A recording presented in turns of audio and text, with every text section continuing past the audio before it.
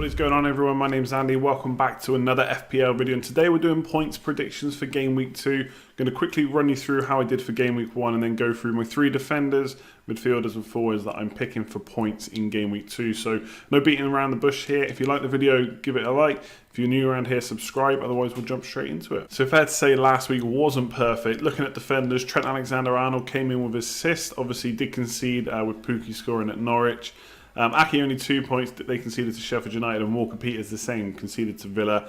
Wasn't necessarily expecting both Bournemouth and Spurs not to get clean sheets, so a bit frustrating, and only one attacking return from Trent Alexander-Arnold. So all 3 of my defender picks actually conceded. A little bit better in midfield. I think Salah was the obvious pick against Norwich, picking up a goal and assist, which was really nice. Perez, I had him in my team. Looks like he played a bit more out on the wing rather than necessarily central with Vardy, which is a bit frustrating. And it was a tricky fixture to start off with Wolves, so only 3 points there with the clean sheet. And Lucas Moura got his assist in the end. A lot of people, myself included, rooting for him in game week 1, hoping he could get a monster score against Villa. In the end, it came from a backwards pass to end on belly with a great finish. So not fantastic, probably going to need to be transferred out sooner rather than later, but not too much for a pick. For a game like this. Up front, I didn't go for Kane. I didn't want to go for 3 Spurs picks in a row. Obviously, that was the wrong choice. I went for Aubameyang, who did get his goal, but no bonus points by the looks of it. So only 6 points for him. Wood, I mentioned Barnes on the video, who I'd mentioned in pre-season, but I wanted to go for Wood instead, who'd had a really good pre-season. And again, it was Barnes that turned up with the goals, as he did all of last year once he was in the team. And Deeney only 2 points. Watford pretty poor. DFA didn't do much in that game either. So overall, not the greatest start. Let's hope we can improve for game week 2. So starting off with defenders, I've gone for Laporte as the #1 pick. One thing I want to try and do in these videos is not pick the same players every week. I don't want to just put Trent Alexander-Arnold, Robertson and Van Dijk every single week. And most of the top teams don't have a super awesome good fixture this week. So Liverpool have got Southampton, but it's away. Man United have got Wolves. Chelsea have got Leicester, which is tricky. So although Man City are playing Spurs, I think that's a game that could be tight. I know last season, especially in the Champions League, there were some heavy scores in that fixture. But I think in the Premier League, this close to the season, or this close to the start of the season, neither team's going to want to lose. I think that could be a little bit more cagey. Spurs didn't play that well against Aston Villa, although once Eriksen was on, they started to unlock them. So we'll see how he fares. I'm assuming he's going to start game week 2, unless he's going to leave Spurs. I'm not sure what's happening transfer-wise. But I think Laporte in a cagey game, clean sheet potential for sure, and does have set-piece threat as well. And maybe that's where Man City will end up getting their goal. They were really, really good against West Ham. You'd expect Spurs to defend better. But I think as pick goes at home, I think I'm going to pick Laporte as the #1. Non-top 6 is Coleman. Now, I watched the Everton and Crystal Palace game, and him and Lucas Digne were very, very attacking. I think I've not double-checked the stats to see exactly who beat who, but when you look at it from the kind of an eye test point of view, they were very, very close. And if you're basing it on one game, which you shouldn't necessarily do, especially for picking a player for a long period of time, it was very hard to split them attacking-wise. So Coleman's the cheaper one. I think Lucas Digne, everyone's kind of owns him already, so there's no point in putting him in. I thought Coleman was a little bit different. Could have scored from open play. Against Crystal Palace was a little bit unlucky. Lucas Digne could have had an assist as well, so I think both of them are good value. Watford have conceded 3 goals against Burnley and scored none themselves. So I think that's a good fixture for Everton. They weren't amazing in defence. I think Mina and Keane have got a lot of work to do. They did give away some chances, but I think Watford at home is a good fixture to test that partnership.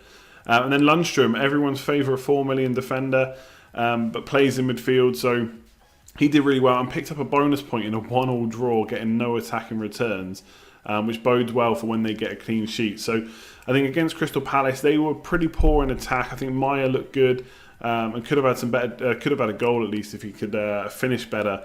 And overall, Palace were better once Zaha came on. I would expect him to start game week 1. So this is a tricky fixture for Sheffield United, but they kept Bournemouth to just 1 goal. Away from home, so at home maybe they can do even better.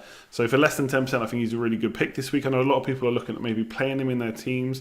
Not sure what I'm going to do just yet, but if he's going to carry on playing midfield with a little bit of attacking threat with the potential to get clean sheets, I think he could be a really good pick this week. So for midfielders, I have gone for 1 repeat pick in Mo Salah. It's obviously very hard not to just pick him every single week, which is why we've got the non-top 6 pick and the less than 10% owned pick, just to make things a bit different.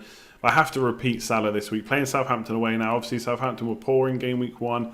But I'm not expecting them to be as bad at home. I still think Liverpool are going to do well. Obviously, they're a very, very attacking side. Second best attacking team in the league. So I'd expect Salah to pick up points. Obviously, Sterling was a consideration. Play Spurs at home. So I'm going to back Liverpool against what should be the easier team. I think Salah was heavily involved. Mane's going to be back in this game, you'd imagine. He came on late in game week 1. I'd expect to see him back in the side with Origi dropping out. So it'll be interesting to see how that affects it. Obviously, there was a lot of talk last year about kind of Mane and Salah maybe not wanting to pass to each other. Mane obviously got very hungry for goals and matched Salah for goals as well. So he might take away some points from Salah, but I just think there's so many goals in that Liverpool team that it could be over them. And Mane was much better at home than away last year. So I'm going to go for Salah for that one. McGinn, what an absolute baller. I watched him against Spurs. Now, I think a lot of people said that Aston Villa maybe did better against Spurs than they actually did. I think early on, especially in the first half, they did well. Kind of very good counter-attacking. And McGinn was at the heart of that, kind of getting back for tackles, playing through balls, and obviously got the goal by running past the forwards as well. So I was really impressed with him. Only 5.5 million as well. I think as an enabler, he could definitely be one going forward. And Bournemouth at home is a pretty sweet fixture to have in game week 2. So I think as someone who can assist and get goals as he's shown in game week 1, he looks like a really good pick. The only slight concern with him is he did get a lot of yellow cards in the Championship last year, and I can absolutely see why. He did get back for tackles and is not afraid to get his foot in. So if he doesn't get a goal or assist, you can probably expect a yellow card. So I feel like he's going to be one of those players that's kind of a 1-pointer or maybe a 7, 8, 9, 10-pointer as well. So hopefully he can get something against Bournemouth. Now that's gone for Pepe. Now this is a bit of a punt, less than 10% owned, 9.5 million. Again, he came on in game week 1, and Arsenal's kind of attack outside of Aubameyang was not great. Mkhitaryan was in there as well. They had Lacazette on the bench, Pepe on the bench, Ceballos in the bench as well. So they've definitely got a lot more potential. Only won 1-0 against Newcastle. But I think Burnley at home, first home game of the season, there's going to be a lot more kind of will to attack there, and I think they could do better. Even though obviously Burnley have got Pope and we're kind of backing their defence, a lot of us, I think there's goals in this one for Arsenal. So a little bit of a punt. I expect Aubameyang to be right at the forefront with the points in this game. But Pepe showed what he'd done last year in Ligue 1. Was obviously coming to the Premier League with a lot of hype around him. So if he gets his first start at home, I think there's definitely points in that one as well. So Firmino, obviously, like Salah, backing someone from Liverpool, so hoping they do well against Southampton. From the eye test in Game Week 1, watching them against Norwich, I was quite impressed with almost how much he was in the box. And we get kind of used to Firmino dropping back, letting Salah be the one that go forward. Obviously, Origi was in the team. Maybe he'll have to drop back a bit more once Mane's in, because obviously those two have got the pace, Mane and Salah. Firmino can drop back, win the ball back and stuff like that as well. But Firmino was in the box quite a bit, had quite a few shots, was pretty unlucky not to score. And I just think with Liverpool's potent attack, you can see him scoring 2-3 goals.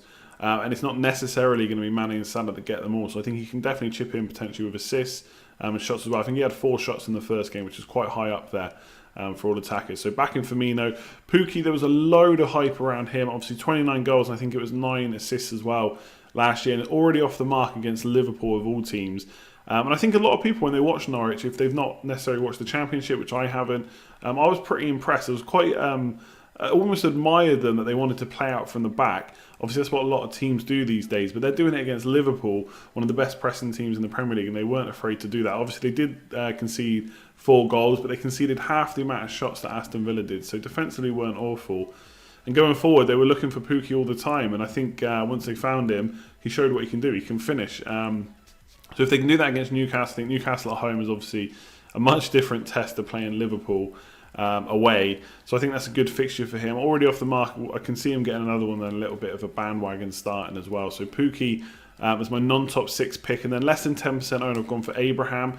Now Chelsea did kind of get battered against Man United 4-0, but it didn't tell the whole story. Man United only conceded less shots than Aston Villa. They actually conceded more shots than Norwich. So Chelsea were kind of pumping the ball at the goal. David De Gea did well. Maguire and Wan-Bissaka were really good as well. But ultimately, Chelsea did get a lot of shots off. Abraham was deployed as the number 9.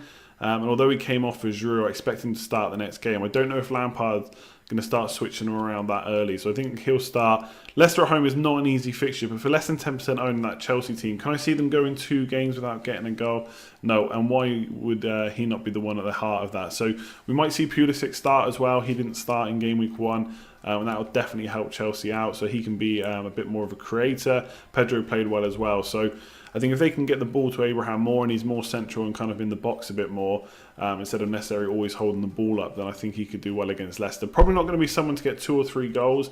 We could definitely see him getting off the mark and maybe even provide an assist if he can hold the ball up for the likes of Pulisic getting in behind as well. So that's it for this video. Hopefully you enjoyed it. Leave a comment below. Let me know if you think my picks were good, awful, what you would have done differently. Is there any player that I've completely overlooked? Obviously, I know a lot of people thought I should have gone Kane last week when I didn't. If you're enjoying this video series, make sure to give it a like. Much appreciated as always. And subscribe and hit the notification bell if you're new, so you know when all the videos and when I'm live streaming as well, when all that happens. Otherwise, I'm going to leave it there. Plenty more content to come this week, as always. Good luck in Game Week 2. Hopefully some of these scorers come in and we'll talk about it again next week. Cheers all.